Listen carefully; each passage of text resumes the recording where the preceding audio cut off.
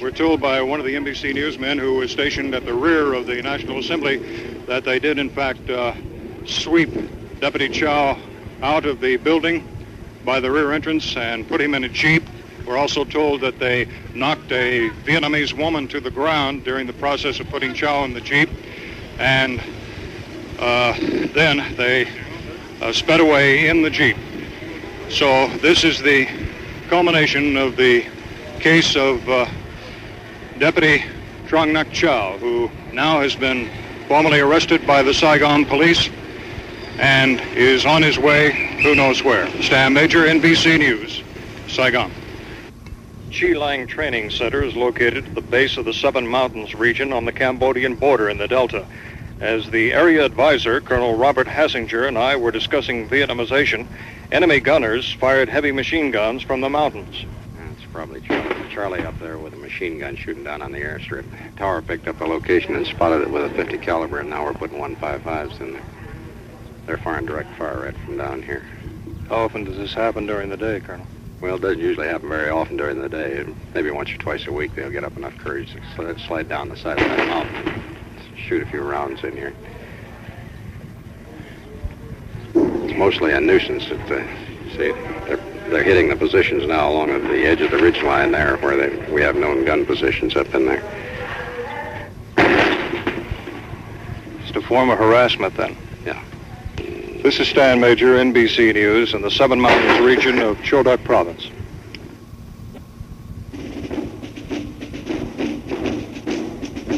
Pomp and ceremonies mark the transfer of the U.S. 1st Division's home base to the South Vietnamese Army's 5th Division. First one, forward, march. The U.S. 1st Division, or the Big Red One as it's called, is homebound, part of President Nixon's redeployment program. Today, after nearly 2.5 years, the division turned over its $3 million base at Lai Khe, 25 miles north of Saigon, to the Army of South Vietnam. As the marching bands play, the generals watch the flags of both nations lowered and the South Vietnamese colors raised. Then soldiers representing each nation exchange positions on the parade ground, signifying the official transfer. Stan Major, NBC News, Saigon.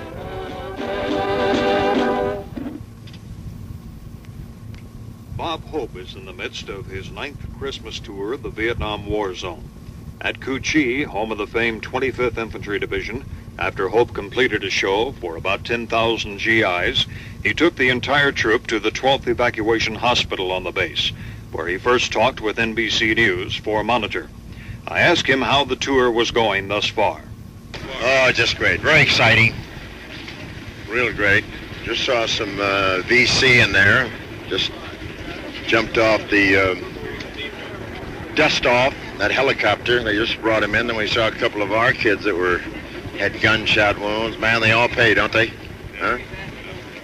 But this was I think this was the best audience we've had so far. This Cu Chi group, they were just marvelous. Your show went about a half hour over. Is that because things started happening? No, we're just trying a lot of new things, and when you only get over here for about a week in Vietnam, so you don't want to cheat these guys. You want to give them everything you can, because you only get a chance for about a week. So when we keep changing, keep putting in new things. How about Neil Armstrong as an added attraction? Oh, you couldn't get a better plus than that, because you're just thrilling the boys and doing a great thing. You had some words about NBC News coverage before you came over here concerning one particular film story. Right. Would you care to make any comment at this time about that? No, I don't think so. I think I did make my comment about that, and I just, that's a thing of the past, and I think that Mr. Agnew explained a lot of it in his speech. I just think that since I've been over here, I found that the morale is very, very high. Lai Khe, which is a rough base, and this Cu Chi, they do an awful lot of fighting around here. And I find today the morale was very, very high, and I've talked to a lot of kids, and I think that we're doing pretty good. And you don't read about this in the States, After the Monitor interview, Bob Hope invited us to accompany him through the hospital wards as he greeted the wounded GIs. Where you from? Massachusetts. Massachusetts, huh? How long you been over here? 9 months. 9 months. And this is the first time he got tapped? Actually, Is that right? It's very hard to receive his arm because of the nerve wear. He lost a considerable amount of muscle and contusion of the nerves and artery. You do fantastic work with that today, don't you? With that nerve thing, you know. Before they never had a chance. It's good to see you. Sorry I didn't get to see the show because we had a lot of stuff, but they're all going to be. You're going to get a look at them anyway. What happened to this boy, Colonel? He got hit with multiple fragment wounds involving his shoulder and probably some in his abdomen also. He's doing pretty well there. Yeah. Yeah. Yeah. Doing all right, huh? Snee Frank, huh? Where you from? Los Angeles? How about that? Not my stamping ground, huh? Good to see you. Let's see. How you coming, all right? Fine, sir. Attaboy. Stay in there. Sorry you didn't get over to see the show, but we'll... But we'll be doing a lot more of them. Nice to see you. We got the Gold Diggers. We got the first man on the moon here, Neil Armstrong, and got Connie Stevens. A lot of people. They'll all be by to see you. Take it easy. Thank you, sir. What's your name? Gary Johnson. Gary Johnson? Right. Great to see you, Gary. This is, right here we have one of the Gold Diggers. They're singing the song down there. They'll be up. Raindrops and roses and whiskers on kittens, bright copper kettles and warm wooden mittens, brown paper packages tied up with strings. These are a few of my favorite things. With the sound of a lovely group of girls known as the Gold Diggers singing My Favorite Things, the Bob Hope Christmas Show tour at the 12th Evacuation Hospital at Cu Chi ended, and it was a complete success.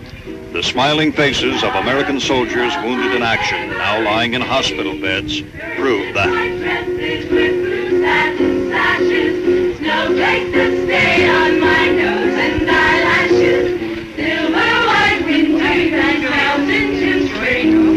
These are a few of my favorite things.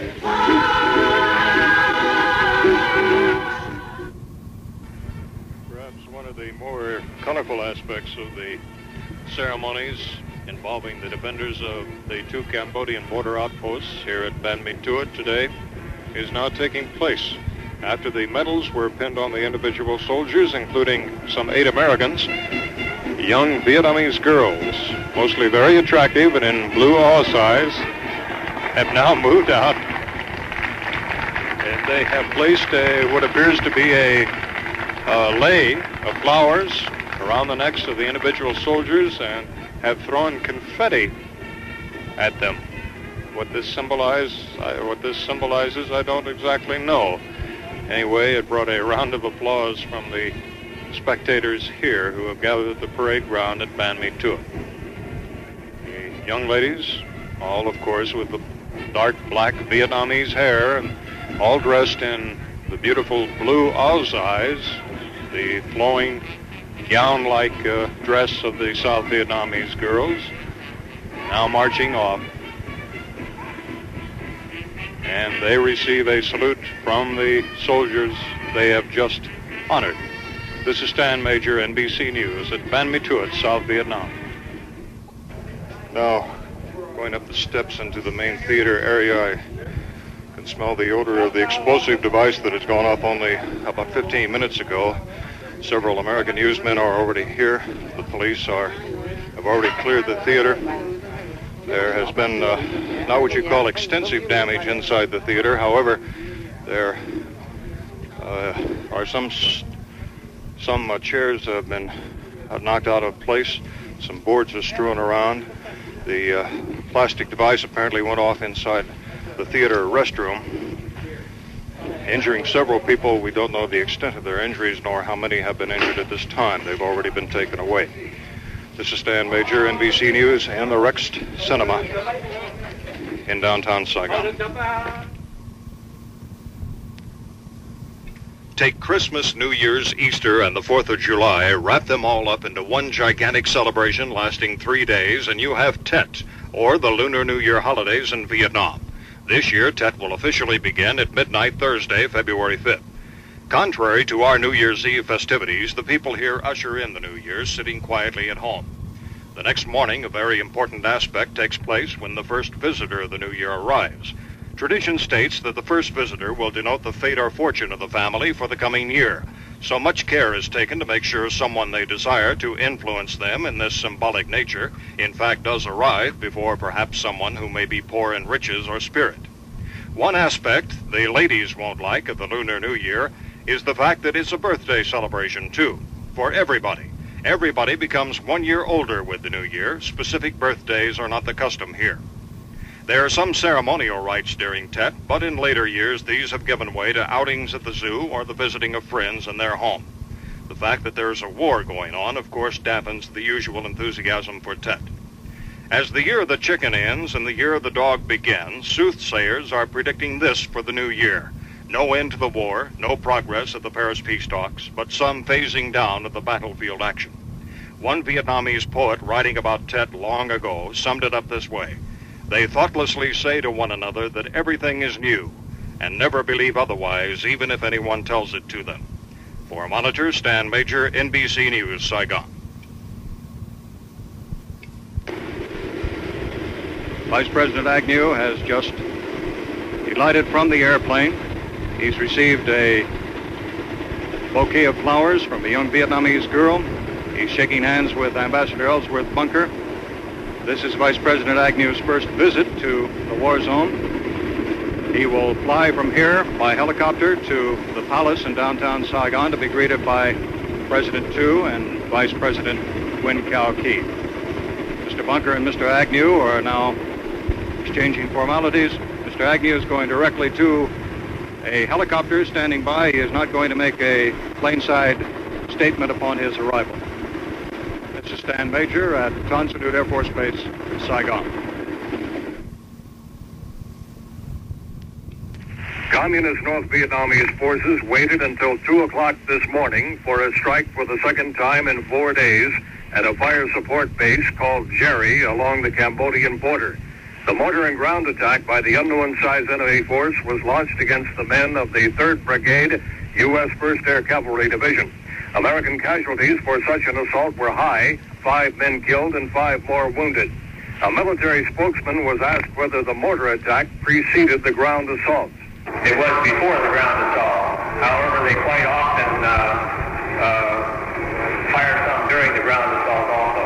I was willing to phrase that as a probe rather than a ground assault against the fire support base. It only lasted about 20 minutes.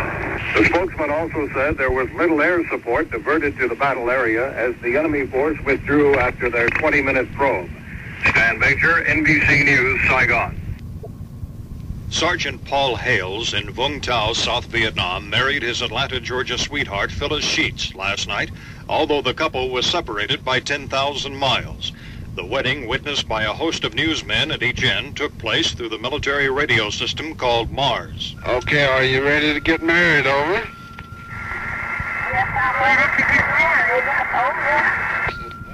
All right, let's go, baby, over. You call Secretary Hale. As the actual ceremony began, the radio circuit faded, but Sergeant Hales could still faintly hear the words of the Atlanta minister